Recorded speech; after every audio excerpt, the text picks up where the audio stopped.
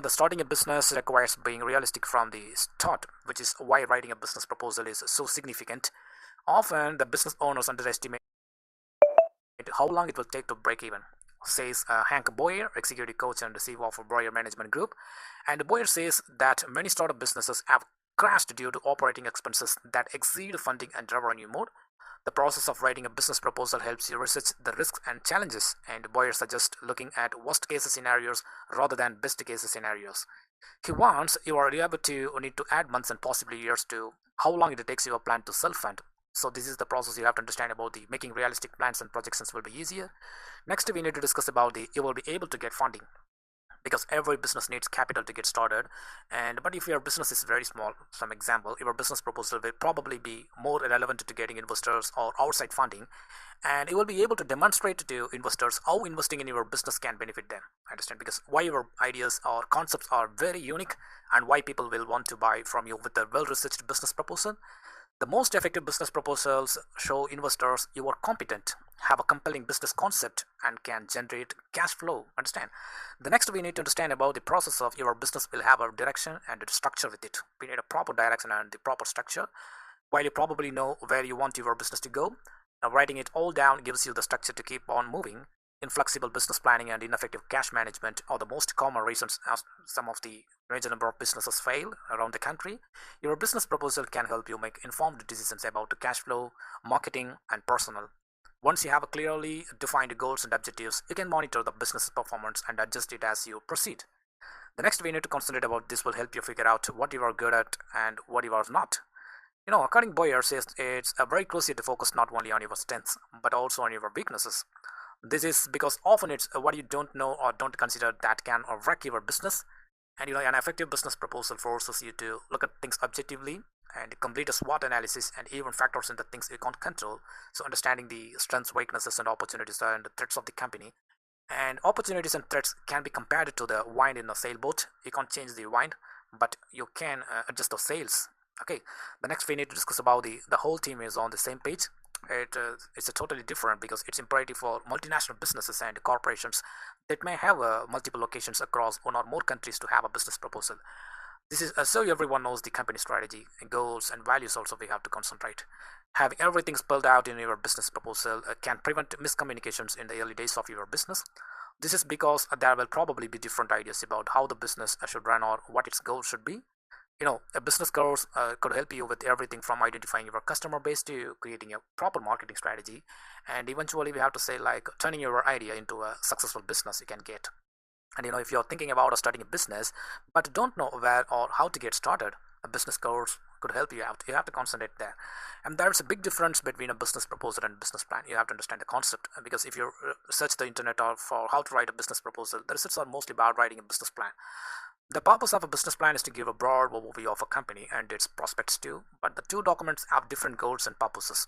In a business proposal, a company explains how they are going to approach a project, tells the client how valuable the project is, and asks for their business, the business plans or written presentations of facts, while business proposals are quotes and calls to action mode. Okay, the next we need to discuss about the business plans and why you need them. An executive business plan documents your vision for your business and how you intend to achieve it and what it will cost to develop and operate. It also includes an estimate of what you will make and your for potential investors, suppliers, employees, accountants, attorneys, and anyone else who needs a quick but detailed explanation of what your company does and its potential for success. This is for you and it's just a way to record and convey information.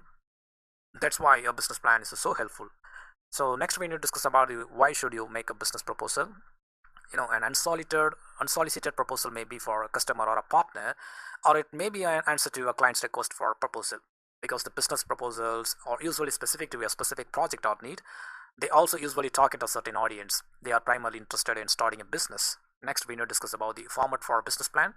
It's made up of three things we have to concentrate: a business model, a marketing plan, and financial projections. Also, we need to consider here informative sections like executive summary, a business description, a marketing model, market analysis, competition analysis, build out plan, operations plan, introduction to management, financials, and the projections. Also, we need to say here. This is an informational document designed to show your company's operations and potential factually, followed by an executive summary. This is a format for a business plan. Next, you have to understand about the structure of a business proposal. This is very important. You have to concentrate about the process, because the business proposals are written to respond to RFP. It means that the request for proposals, because RFPs are documents that request proposals usually through a bidding process from agencies and companies looking to buy goods, services, or assets. The RFP, like a request for proposals, should be followed in order for potential suppliers to submit business proposals. The most effective way to get started into is to describe the services and the products your company offers. You can also reiterate the scope of work, answer the RFP questions, and give you a quote describing materials, tools, labor, delivery, and other stuff also we have to say. A proposal that's unsolicited is very similar but anticipates questions potential clients may have. So it's a very smart idea to follow the same format. By presenting a value proposition and a call to action, a proposal is more of a marketing document. Okay, the next we need to understand about the types of business proposals. The unsolicited and solicited business proposal both exist, and we need to concentrate about the solicited proposals are sent at the customer's request, and they can be formal or informal. So unsolicited proposals are sent out as a test and or like cold emails. So check out these examples of business proposal we need to consider. The first one is informally solicited proposal. It means in an informal conversation between company A and company B, and company B asks for a document to learn about the product's quality, shipping in terms, and pricing options, etc. We have to say here. As a result of the conversation, company A needs a document. The offer doesn't obligate it to respond more. That is also we have to consider the informally solicited proposal. And next one, we need to concentrate about the formally solicited proposal. It means, for example, company A is a regular client of a company B and knows what it is looking for. It's ready to order and wants to make sure everything is in order. Suppose company A asks company B to send a business proposal with item names, prices, shipping information, etc. So upon receiving an offer, the company is obligated to respond within a certain time frame. Understand? Whenever company A agrees, the offer becomes a legally binding contract. That is a process we need to consider about the formally solicited proposal. The final will be on unsolicited proposal. In a lead generation campaign, company B wants to tell a company A about its services. It makes a proposal that introduces how it works, its expertise, and the terms of cooperation also we have to consider. That is a process of unsolicited proposal. Okay, my dear students, I hope you have enjoyed the introduction session of the business plan and proposals, and we have explained about the importance of business plans and proposal. Good morning, my dear students. Good morning, one and all. Welcome to the second lecture of the course. The topic name is the functions, types, and steps of a business plan. So we need to concentrate about the 6 types of business plan. We have to understand the process. As businesses grow and start up, they need a business plans to guide their owners, management, and investors too. Because the business owners or prospective business owners write a business plan to figure out what their business is about. The plan also identifies what their goals are and how they will anticipate and prepare for growth. To guide management and get capital, so savvy business owners write a business plan. That's why we need a proper business plan or comprehensive business plan. We need to start the process. Number one is planning for starting the business. And with the start of business plan, new businesses can outline how to get started. Your business plan should include sections about the company and what you are selling and how the market works and who your management team is, everything you have to understand. And your financial analysis with the spreadsheets are describing income, profit, and cash flow projections will also be required by potential investors. Second process of the type we have to understand about the internal business plans. For example, a marketing team members who need to evaluate a proposed project can use internal business plans to target a particular audience within the company. This document will describe the company's current state, including operating cost and profitability, then calculate if and how any capital needs to be repaid, including the marketing process, hiring and onboarding of the employees, and development cost and part of the internal plan. Everything we have to mention here. Also, they show the market size, demographics, and how it affects the company's income. The next will be on a strategic business plan. It means in a strategic business plan, a company lays out its goals and how it will get there, laying the foundation for the entire company. And the structure of a business plan varies from company to company, but most include 5 elements, starting from the company mission, vision, the definition of the critical success factors, strategies, and a schedule for implementation. In a strategic business plan, employees are given the big picture, which inspires them to work together to create a successful outcome. Next business plan model will be on feasibility business plans. There are 2 main questions to ask when you are starting a business: who will buy and what you are selling, and if it's gonna work out. Business feasibility plans include sections that describe what your product or service will be, who your target and demographics are, and how much money you will need. They end with recommendations for going forward. Exactly. The next we need to consider about the operations business plan. It means operations plans make up the backbone of a company's operations, we have to say, because it specifies milestones and deadlines for implementation in the coming year and outlines employee responsibilities too. Next process of the business plan, we have to understand about the growth business plan.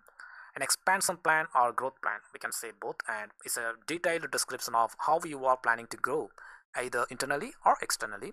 If company growth requires investment, a growth plan may include an overview of the company, its managers and officers. A growth plan needs all the relevant information to satisfy investors. And if the authors don't need capital, they don't have to describe the company, but they will just show the financials and sales process. Okay, the next we need to understand the concept of functions of business plan. You know, a business plan describes, analyzes, and evaluates a business opportunity or existing business, looking at its technical, economic, and financial feasibility. In addition, it plays the role of a business card for introducing the company to others and banks, investors, institutions, public bodies, or other interested parties. When it's time to get some financial help, also we can consider for the functions of business plan. A business plan has a dual functions starting from the management tool and planning tool. We have to explain one by one. Number one is management tool and forecast the economy and the finances. We have to concentrate and follow-ups on the results and analysis management indicators to improve the monitoring and the control of the business. And third will be on provides an overview of supply and demand of the product. Fourth will be on this reflects the marketing and the commercial strategy. Fifth will be on manage human resources according to guidelines. Fifth will be on assessing a business risk and success factors also we have to concentrate. Okay, what about the planning tool we have to mention here? Defining the company's objective is the company's responsibilities and taking action that gets results and maintain strict economic commitments, provides direction for decision making. Information is both qualitative and quantitative, and there is a homogeneous pattern to planning. That is the process we have to consider about the planning tool. Okay, the next we need to understand about the 5 steps to develop a viable business plan. That is very important. You have to concentrate the process because the business plans are mandatory for any type of business. Your business plan describes your company, your goals, and how you plan to reach them with the management team and money. It's not necessary to have a business plan just to get financing. Understand? You have to consider and to help you guide your company, you need a plan. Step one, you have to understand about that. The first step is to define your business. Second step will be on decide who you are targeting. Third step will be on understand the 5 forces that impact your business. So what are the 5 forces we have to say here? Like current competitors, new competitors, substitute products or services, suppliers bargaining power, and the customers bargaining power. That is the 5 forces we have to explain here. And step 4 will be on create a competitive strategy. And final and fifth step will be on to do a financial projection process. This is the 5 major steps you have to consider to develop a viable business plan. Okay, my dear students, I hope you have enjoyed the second session of. Good morning, my dear students. Good morning, one and all. Welcome to the third lecture of the course. The topic name is How to Write a Business Plan. So, getting a business plan ready is one of the first things you will need to do.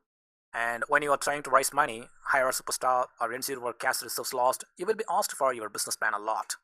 Until you have written and refined a business plan that predicts your growth for the next 5 years, it doesn't seem like you have a real business. And since business plans are so significant, and because the founder should know how to write them and how to make the most of them, to help founders figure out if they can handle this on their own or if they need some help from an expert consultant. So just I will try to lay out a guide on how to answer these questions. So what's a business plan? You have to understand the process. Let's start defining what a business plan is. A business plan lays out starting from the here's what your business does, the company's short and long-term goals, action plan for achieving them. That is 3 layouts we have to consider. In addition to PowerPoint, you can also use some of the Word. Both work well, but you have to make sure that you have a separate pitch deck if you use PowerPoint format. At the beginning, you will only give investors a pitch deck. When investors who showed keen interest in your company and who you are moving forward within the investment process will get a full business plan. Okay, the next we need to consider about why is it important to write a business plan. In the startup or entrepreneurship industry, and there are people who vouch for the superiority of the learning by doing approach that advocated by the lean startup method over and reliance and business plans. So even though the lean approach does have a significant merits in letting you test out a product's market viability, it means through continuous iteration to ensure a better market fit. It doesn't provide answers to key questions about your business, like where your business stands and where you want to go. So you will get help with these things with the business plan. Starting from the your business will be forced to state in writing what you want. It will also allow you to see what it isn't, and you will be able to analyze the gap between reality and your dreams. Next will be on in practical terms. You will have to explain what competitive advantage the company has and what opportunities it has and what threats it faces. Everything you have to understand. And next will be on you will have a common compass to guide the ship through the initial uncertain months.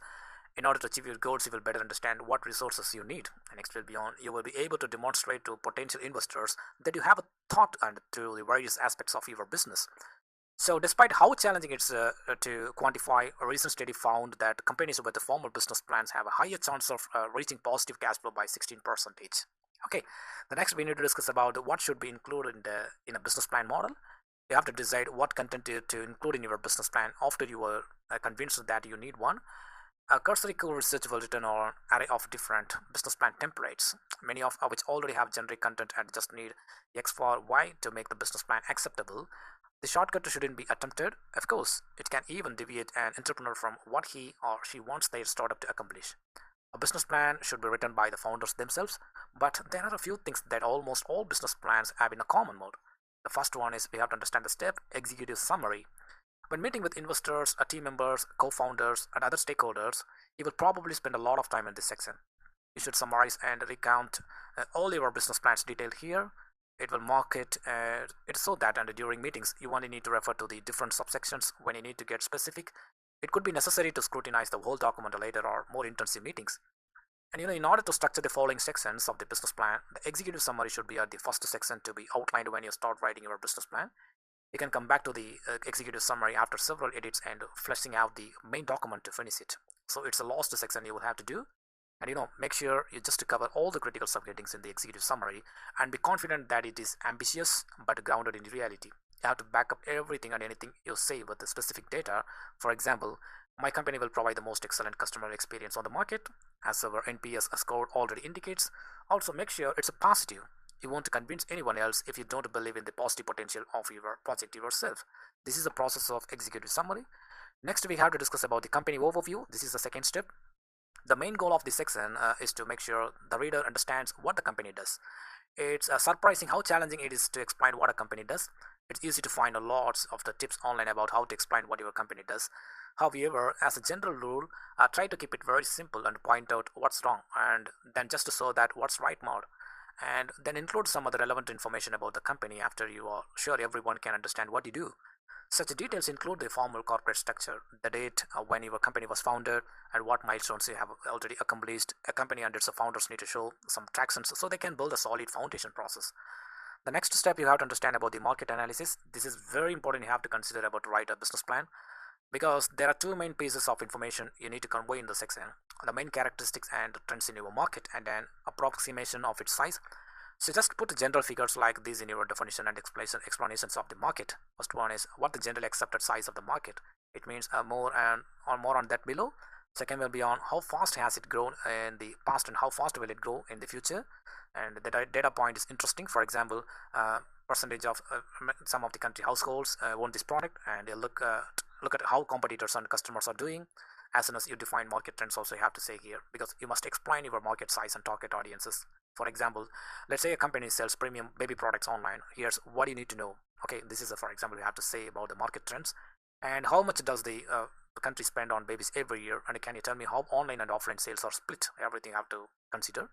So do you include only premium products sold by specialty stores in your market size, or do you include all products, even those what is sold in supermarkets you were not planning to sell at first? And this is a process you have to understand about the process. Okay, the next one is we have to discuss about the competitor analysis. So just to describe your current competitors in this section, for example, are there any foreign companies that are planning to enter your market, or are they planning to expand into your market in the near future? Make sure you make it as comprehensive as possible. And Netflix expansion from distributor to content creator was a successful example. Did Disney and HBO prepare for this? For example, we can say here. So take into account indirect competitors and their market dynamics as well. For example, in the baby e-commerce example above, where I have explained on the latest paragraph, and you want to understand the factor in supermarket spend and indirect competition in the market, you have to consider about the competitor analysis. And fifth step, you have to understand the process of customer analysis. It's imperative to prove that there are real people who will pay, use, or download your service. In the customer analysis section, you have to concentrate on the specific mode. So look at their psychographics in this space, and where are they and what problems do they have that need to be addressed, and what is their profile. Definitions like gender, age, location, marital status, a family, and main consumption patterns are really helpful. It's always a smart idea for entrepreneurs to do primary interviews with potential consumers, and even though they gather most of the information from secondary sources like research reports, just you can get a lot of interesting insights from primary research by writing a questionnaire, talking to customers, and analyzing the results. The next step you have to understand about the go-to-market strategy. And after figuring out what your company does and how it sells and who your customers are, you need to figure out how you actually plan on getting into market. This includes, but it's not limited to, is there more than one product or services you offer, and is there a marketing strategy you are planning to use? So how will you market, like a direct sales, online marketing, or below the line? So what is your pricing plan you have to consider? You should make sure you know all the intricacies of your marketing efforts in the session, and it's really useful to detail any marketing efforts you have already done and the results. And if you are doing online marketing, just to do a preliminary test beforehand with the channels you have picked, like Google, Facebook, Twitter, LinkedIn, etc. We have to say that, and show the initial results also you have to consider through the go-to-market strategy. And the seventh step of the process, you have to understand about the operations or technology strategy, because you can use your key competencies to exploit your competitors' key competencies for commercial gain, like having a better logistics platform. It's a very crucial that you outline the main operational areas of your company in this section, so even if some of them haven't been developed yet. So next will be on what about the management team. Some investors say they invest in the team, not the product. They believe strong and well-rounded teams are essential to a company's success. In this section, we are going to talk about the actual executive management team and the investor team. So just to explain why the executive management team is a suitable fit for the business in terms of experience and capabilities, and describe their specific roles, their stock options, and the conditions under which they have them. Also, any information they can give about the synergies that they have when working together will be useful for investors. This will reduce the risk of future management team problems. And also, if you already have a business angels, ventures, venture capital funds, or advisors, just list their experience and how they have helped your company and how they add value. So everything you have to understand the process of the management team. And ninth step will be on financial plan. It's a very important, because a parallel to your business plan, you should also make a detailed financial business plan showing your assumptions, drivers, and financial statements for the next 3 to 5 years. In this financial business plan, there should be several scenarios, like conservative, base, aggressive, and you should be able to tweak assumptions quickly. You should at least develop a cash flow, balance sheet, and profit and loss statements, although unit economics or P&L can be useful. And the written business plan and the financial business plan model complement each other and give insight into different aspects of their content. So your financial plan should summarize and graphically show the main financial projections. If you want to go into more detail, you can just include at least the yearly P&L and the cash flow statements too. The knowledge specific section of the document is without a doubt the most technical, but the financial statements are into common knowledge. To ensure that you get the most suitable financial statements for your business launch, it's very useful to hire the finance experts. This is a major number of recommendations we have to say here. So next process, you have to understand about the financing requirements, the ask, because your company's plans, its a financial projections, and its a plans are all laid out in detail. Now it's a time to ask for funding. It means depending on how much information you want to show, you have two choices. Please just tell us you are seeking funding, but don't tell us how much or what kind of valuation you are looking for. Basically, we are opening up the discussion about this topic, then following up in a person with appropriate counterparts. You can just tailor your negotiations to suit the preferences of any potential investors you meet within these specific options. So just a full disclosure, you have to concentrate. Tell us how much you are looking for and how much pre-money you are asking for. You just to show the confidence that you know what you want. But the downside is that you might sell yourself a short or scare off potential investors. There are differing opinions about the most effective approach, but the idea is that by developing a business plan, you will know how much funding you need. In turn, looking at the competition will also show you comparable valuations, allowing you to figure out how much cash you will need and how many you will get. In case of doubt, it's better to proceed with the full disclosure and accelerate any discussions, avoiding the possibility of losing time and face if you and your investors are on completely different pages. The use of funds is also usually covered. You need to tell investors what you intend to do within their money if you are looking for funding. So exit strategy is another significant element of fundraising. It's imperative to remember that investors want financial returns, so any information about potential exits and valuations is very helpful. Okay, how should a business plan evolve as the company matures? You have to understand the process. And one thing that's often overlooked about a business plan is what happens after that they are written and the founders move on.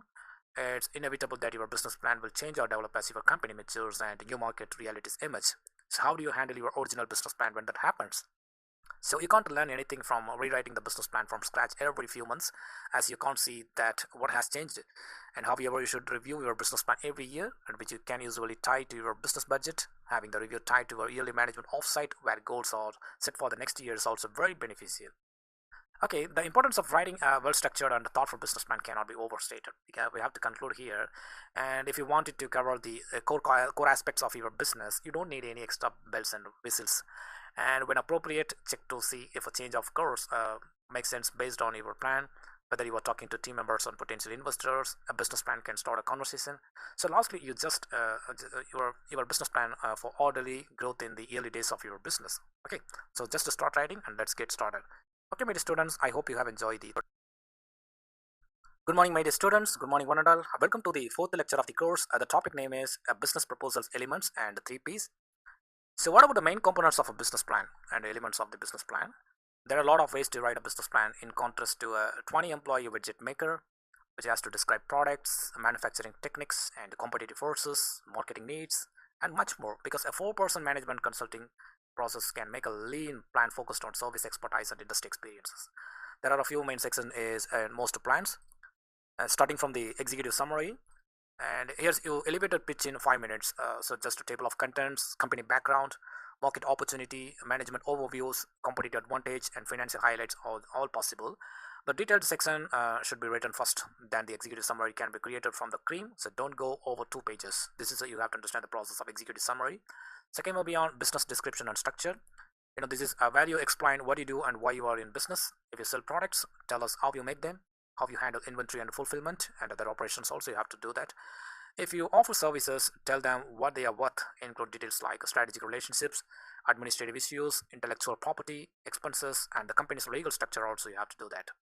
Next will be on market research and strategies, and give us a breakdown of your market analysis and marketing strategy, including a sales forecast, deadline and milestones, advertising and public relations. You can also use testimonials from existing customers if you can't conduct the much data analysis process. Next process you have to understand about the management personnel. Describe the expertise of your company's executives and managers and how it will help you to succeed. And when evaluating risk, investors often look for a management team with a lot of experiences. Next will be on financial documents. In this section, it will provide the numbers to support everything you wrote in your organization and marketing sections. Your profit and loss statement, balance sheet, and the cash flow statement for the next 3 years, you should be conservative. And you are not just looking at your current accounting results here. You are looking at future projections. Okay. So what about the 3Ps? And it's starting from the properly managing people, process, and product. We have to discuss one by one. You have to focus on the 3 things if you want your business to succeed: people, process, and product. As the cornerstone of everything your business does, the 3Ps provide the highest return on your investment. The key to maximizing yield is managing people, processes, and products, and you will learn that the 3Ps are and how you can manage them more effectively and how the work environment plays a role.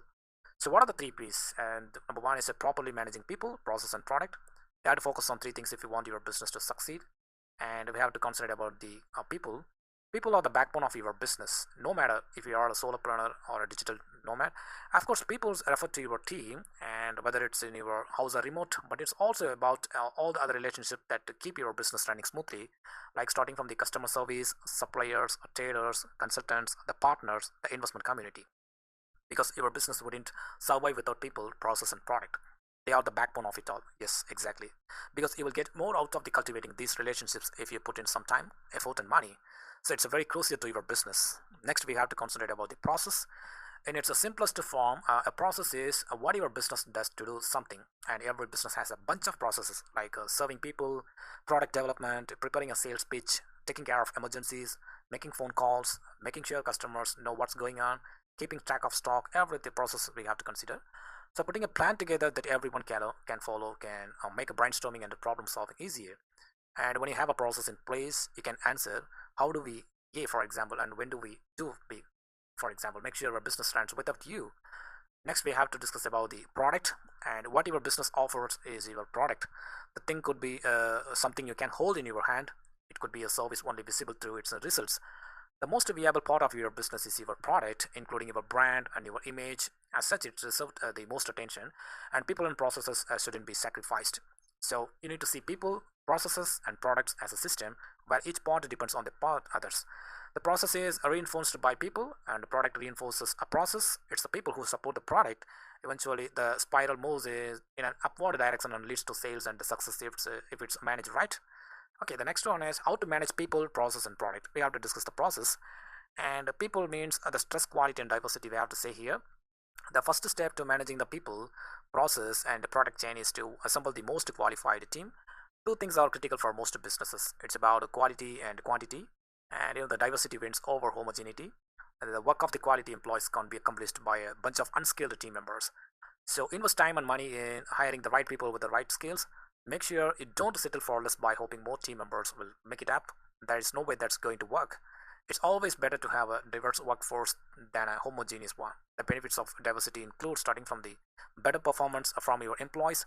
It's more skillful, a lot more experience, a broader pool of talent, creativity, access to a broader clientele, experiential learning. You will be able to solve problems faster, decisions that are more informed.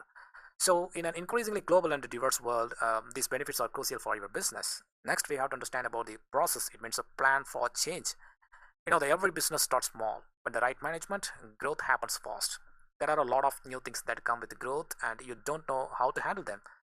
So, by planning for change while your business is very small, you can just prevent the stagnation and give it the maximum chances of success. The smaller the process, the easier it is to change. And I'm not saying you should limit growth rather than waiting for the time. Perfect your processes early and build in your strategies for growth. You give your business the highest chance of staying profitable if you can scale up or down at any time. Okay, the next we need to consider about product. It means identify the proper market.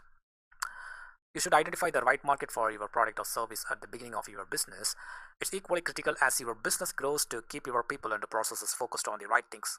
And when you are doing this, don't forget to evaluate the limitations of your product and your market, as well as ways to care for your existing customers. So you have to concentrate about the existing customers and new customer process. This is the process you have to identify about the product and identify the proper market and target audience too. Okay, my dear students, I hope you have enjoyed the fourth session of the topic, business proposal elements and the three P's of the business plan. And thank you once again. And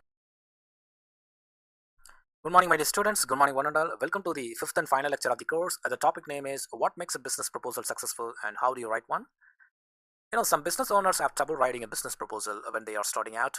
It's all about setting up your product, business plan, and everything else in the early stages. The thought of pitching your business for a project might not seem urgent, but some businesses don't realize how significant it is. Whether or not your business proposal is actually used, it can help you develop a plan of action for your business. It can also help you secure funding, identify your brand strengths and weaknesses, and serve as a reference point for the future. So, you just to check out these tips on how to write a business proposal, whether you are doing business with another company or just writing one for your prospective clients. So, how to write a business proposal? And all business proposals should include some crucial elements, and even if they are formatted slightly differently.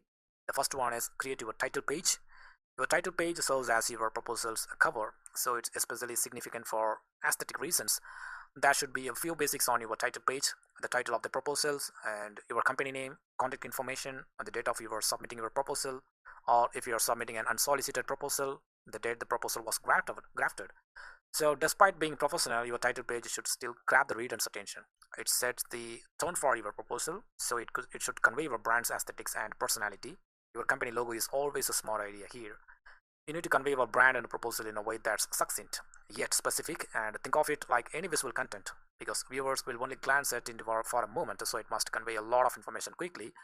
So try not to use complicated graphics that may distract from your proposal's message. Clean and neat is the key. So second step, you have to concentrate about compile a table of contents. It will be easier to navigate the document if you have a table of contents. Definitely one of the first pages, like occasionally it follows the cover letter. It should be chronological on your current pages and content pages, and you don't want to get too specific on the list because that will seem overwhelming.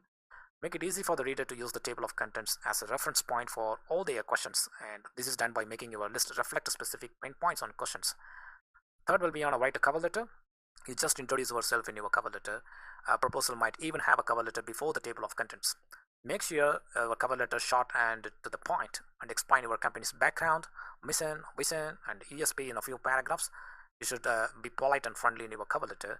Give your contact information and let your readers know how to reach you. It's okay to use visual graphics, specifically if they illustrate something significant about your brand. And fourth will be on write the executive summary. You should pay attention to the executive summary of your proposal. It's a summary that explains why you are sending a proposal and why you are the most suitable option for the client. It's like a value proposition for your company, and describe what makes your company unique and what it can offer your clients. A well-written executive summary summarizes, but it still needs to be specific. Outline your proposed solutions to the client's problems, explain what you do, and identify the client's exact problems. So while it shouldn't be too detailed, it should still be specific, since more detailed information will follow in the rest of the proposal. The solution shouldn't cover logistics or strategies, but it should still offer a solution or offer a solution. You will need to tailor your executive summary to the client. The proposal document should read as if it were written for one client specifically. Even if you are passing it around to many, your executive summary needs to be adjusted if potential customers have different problems. So just to keep your tone in mind here too, and renting party buses to college students is very different from offering financial advice to seniors. So describe how your company can help the reader and invite them to keep reading to find out more. It should be brief enough to inspire additional questions, but specific enough to serve as a standalone document. And if you don't have a long proposal, and your executive summary should be about 2 to 4 pages maximum, and you can understand the process. Fifth will be on outline your customer's problem and your company solution. And your business proposal is mostly made up of proposal pages.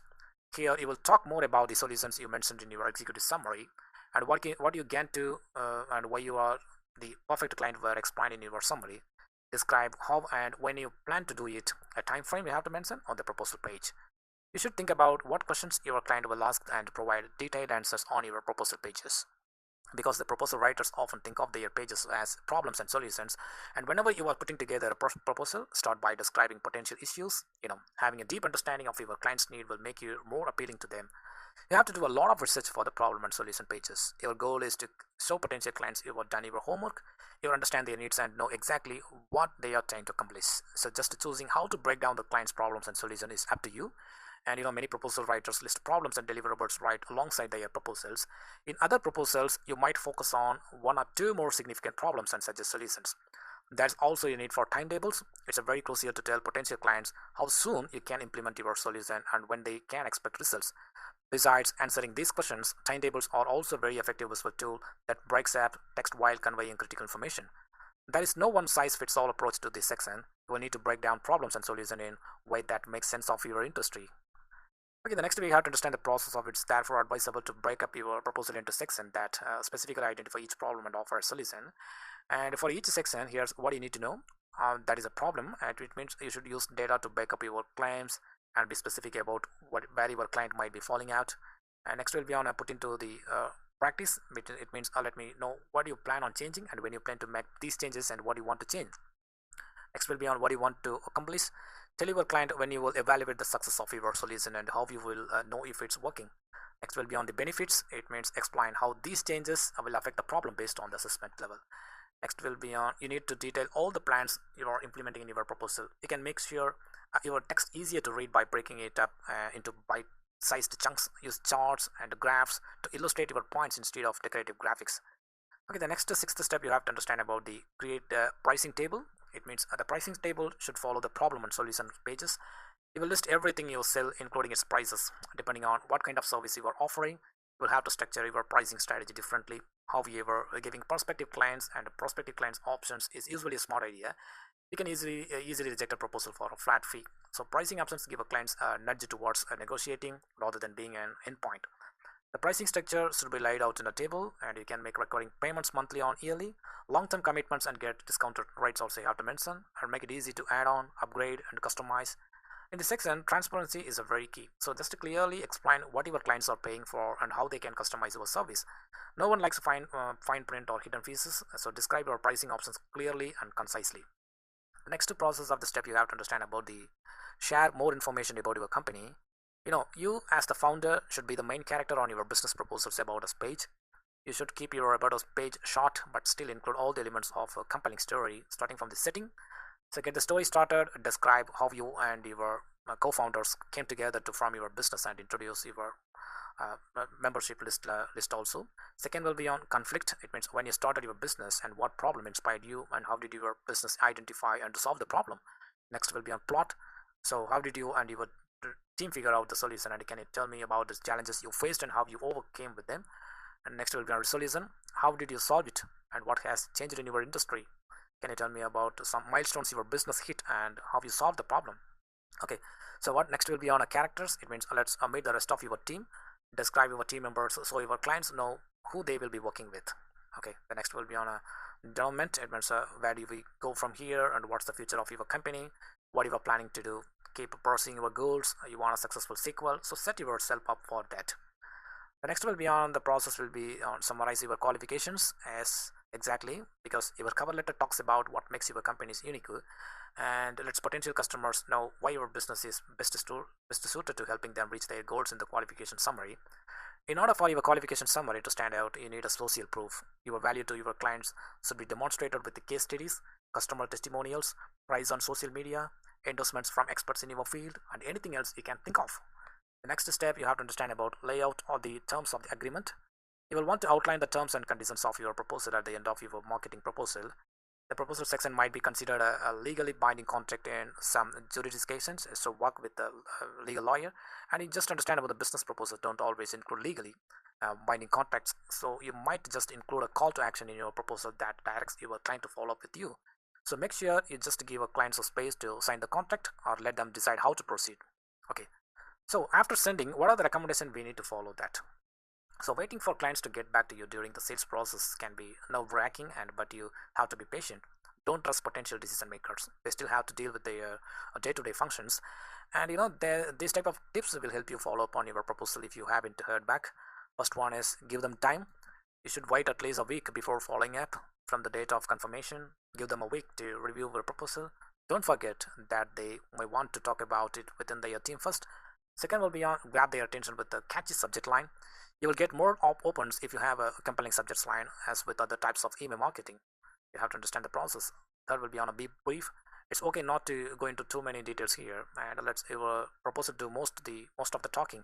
So whenever you follow up, tell them that you are available for a question and make it easy for them to get in touch. Next will be on avoid high pressure sales language. It means the goal is here to get a partner, not a customer. Advertisements like don't miss out on this exciting opportunity will turn people off. Okay, so you have to understand about the avoid high pressure. Next will be on be friendly, approachable, and authentic. It means follow-ups are a convenient way to see how things are progressing with you. So send your message in a casual manner as though it's coming from a friend. Final will be on know when to quit. It means you can overlook one or two emails, but it's difficult to overlook three or four. Let's move on if the client doesn't respond to the three follow-ups. Okay, my dear students, I hope you have enjoyed the fifth and final lecture of the course. What makes a business proposal successful and how do you write one? Thank you once again, and thank you all.